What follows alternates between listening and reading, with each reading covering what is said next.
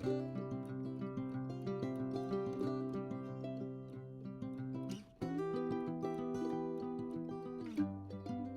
Gardening aesthetics के लिए मैं अनीता दिनेश आपका स्वागत करती हूँ। यूँ तो जेड प्लांट खासा पॉपुलर है और अपनी लगभग नो मेंटेनेंस की वजह से जो लोग इनिशियली गार्डनिंग शुरू करते हैं उनके बीच में ये काफ़ी पॉपुलर प्लांट होता है, क्योंकि इसको एक बार लगाने के बाद ना किसी केयर की ज़रूरत है, ना किसी मेंटेनेंस की ज़रूरत है। इसके जो बॉन्साई होते हैं वो बहुत ही खूबसूरत होते हैं, खासकर जिन लोगों को प्रॉपर बॉन्साई बनाना नहीं भी आता है। आप इनको सिंपली लगा करके शेप दे करके बॉन्साई किसी आकृति बना सकते हैं। बिना किसी रूट ट्रेनिंग के ये अपना शेप ले लेते हैं। इस वीडियो में मैं आपको जेड बॉन्साइज दिखाऊंगी जिनको कि मैंने बहुत ही खूबसूरती से मिनिएचर गार्डन में कन्वर्ट कर रखा है, और उससे आप इंस्पायर्ड होकर के आप अपनी जेड बॉन्साइज को भी ज़्यादा खूबसूरत, ज़्यादा क्रिएटिव और ज़्यादा प्रेजेंटेबल वे में प्रेजेंट कर सकते हैं। तो चलिए देर नहीं करेंगे, शुरू करेंगे। जेड एक ऐसा प्लांट है जिसके साथ आप बहुत सारी क्रिएटिव आइडियाज़ को यूज़ करके तरह तरह के मिनीचर गार्डन, जेन गार्डन, रॉक गार्डन्स बना सकते हैं। उसका जो मेन कारण है वो ये है, एक तो ये प्लांट काफ़ी इजी टू ग्रो और इजी टू मेंटेन होता है, साथ ही आप इसको बहुत ही आसानी से शेप दे सकते हैं। और जब इसको आप प्रॉपरली ट्रेन कर लेते हैं, प्रॉपर शेप दे देते हैं, तो ये एक कंप्लीट ट्री के जैसा अपीयरेंस इसका हो जाता है, जो आपके मिनिएचर गार्डन को बहुत ही कंप्लीट लुक देता है और बहुत ही इंटरेस्टिंग बनाता है। तो आज मैं आपको एक ऐसा जेन गार्डन क्रिएट करना बता रही हूँ जो बहुत ही छोटे से पॉट में लगे हुए अपने जेड के बॉन्साई से मैंने बनाया है। और इसमें आपका जो, अगर आपके पास भी जेड का बॉन्साई हो तो आप उसको उसी पॉट में इस गार्डन को क्रिएट कर सकते हैं। और अगर आपके पास बॉन्साई के शेप में जेड ना हो पर जेड के प्लांट हो तो आप उनको प्रॉपर शेप दे करके, एक ट्री का अपीयरेंस दे के आप इस गार्डन को क्रिएट कर सकते हैं। इसके लिए मैंने एक अपने पास रेडी जेड का बॉन्साई लिया है। ये प्लांट लगभग 6.5 इंच के करीब इसकी लंबाई है, और इसमें इसका जो पॉट है उसकी जो चौड़ाई है वो भी लगभग इतनी ही होगी, और उसकी जो गहराई है वो 3-3.5 इंच के करीब है। इससे मैंने मिनिएचर गार्डन क्रिएट करने के लिए सबसे पहले तो उसकी जो थोड़ी ऊपर सॉयल थी उसको रिमूव कर लिया, क्योंकि पॉट में सॉयल ऊपर तक भरी हुई थी।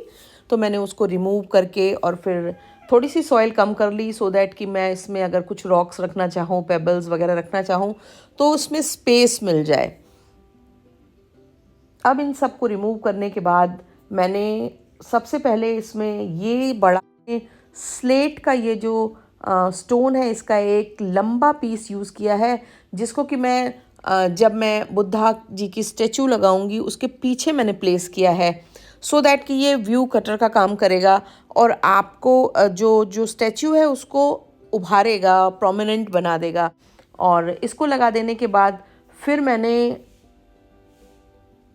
यूरेनिया के ये जो कुछ प्लांट है, यूरेनिया एक तरह का सक्यूलेंट होता है, और ये आपको आसानी से किसी भी अच्छी नर्सरी में इस समय मिल जाएगा, क्योंकि जो हमारे यहाँ सक्यूलेंट का सीज़न होता है वो लगभग यही है। और ये आसानी से चलने वाला सक्यूलेंट है जो हमारे यहाँ साल भर चलता रहता है। बस आपको इसको सर्दियों में तो धूप में रखना होगा और गर्मियों में आपको इसको शेड में रखना होगा, पानी कम डालना होगा।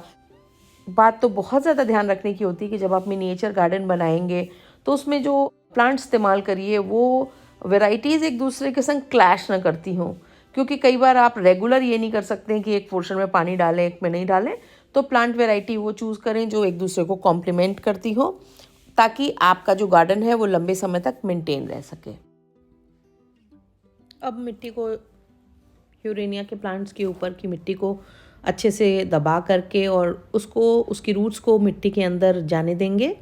और इसके बाद स्लेट का एक पतला टुकड़ा लेंगे जो कि नीचे की तरफ लेवल करने के लिए हम लगाएंगे, क्योंकि हमें इसके ऊपर स्टैचू को प्लेस करना है।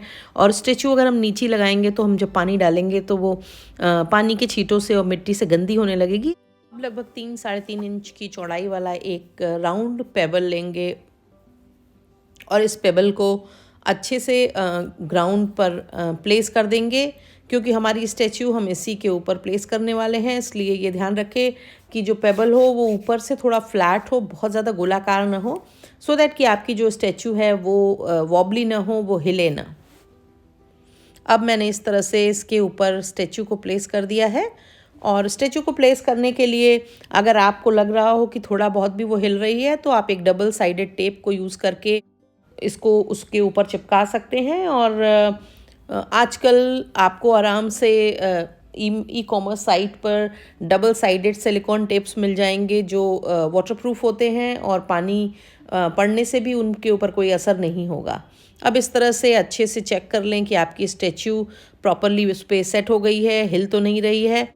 अब एक 4-4.5 इंच का लंबा खंगर का टुकड़ा लेंगे और खंगर या फिर इस तरह के टेक्सचर वाले स्टोन को यूज़ करने से आपके मिनिएचर गार्डन में एक अलग तरह का टेक्सचर और कैरेक्टर ऐड होता है जो उसको बहुत ही ज़्यादा एलिगेंट और बहुत ही ज़्यादा आई प्लीजिंग बनाता है। अब इसके साथ ही मैंने ये प्लास्टिक का जो डियर फिगराइन है इसको इसके ऊपर प्लेस कर दिया। ये फिगराइन आपको किसी भी अच्छी ई कॉमर्स वेबसाइट पे ऑनलाइन आराम से मिल जाएगा, आप वहाँ से इनको मंगा सकते हैं। और देखिए ये ह्यूरानिया के साथ साथ मैंने किस तरह से दोनों खंगर को और राउंड स्टोन को उसके नीचे एक स्लेट के पीस को सेट किया है। अब कुछ छोटे पेबल्स को फिलर्स की तरह यूज़ करेंगे और जो एम्प्टी स्पेस है उसमें से अच्छे से उनको भर देंगे सो दैट कि हमारा जो मिनिएचर गार्डन में स्टैचू है और जो ऑब्जेक्ट्स हैं वो हिले नहीं और वो अपनी जगह पे अच्छे से फिक्स रहें। अब आप सक्यूलेंट की रोजेट शेप वाली वैरायटी में से अगर आपके पास जो भी अवेलेबल हो वैरायटी, उसके एक रोजेट को आप इसमें ट्रांसप्लांट कर दें। वो इस मिनिएचर गार्डन को और भी ज़्यादा खूबसूरत और आकर्षक लुक देंगे। देखिए इस मिनिएचर गार्डन का जो अपीयरेंस है वो बहुत ही खूबसूरत लग रहा है।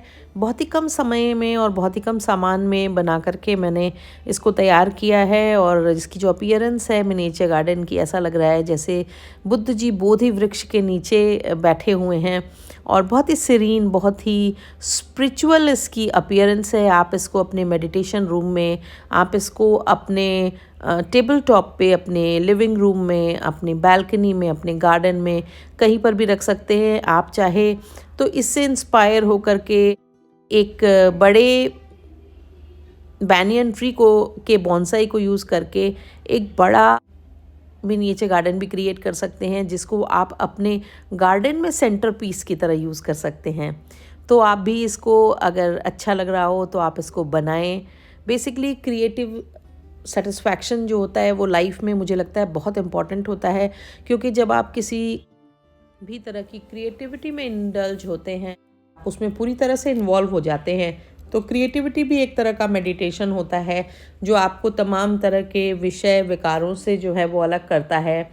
इसलिए मेरा तो हमेशा ये मानना है कि जब भी आपके पास या हमारे पास खाली समय हो तो हमको अननेसेसरी नेगेटिविटी में इंडल्ज होने की बजाय, नेगेटिव चीज़ों में इंडल्ज होने की बजाय क्रिएटिविटी में ध्यान देना चाहिए। और कुछ क्रिएट करने का जो आनंद है वो अद्वितीय है, अतुलनीय है और उसकी जो बराबरी है वो कोई भी मटीरियलिस्टिक जो हैप्पीनेस है वो आपको नहीं दे सकती है। तो इसलिए क्रिएटिविटी में लगे रहिए। अगर आपको मेरा वीडियो पसंद आया हो तो मेरे वीडियो को लाइक ज़रूर कीजिएगा, जल्दी से चैनल को सब्सक्राइब करेंगे, बेल आइकन भी दबाएंगे और साथ ही साथ अपने गार्डनिंग लविंग फ्रेंड्स के संग आप मेरे वीडियो को शेयर भी कर सकते हैं ताकि हम अपनी कम्युनिटी को दिन पर दिन बढ़ाते जाएं।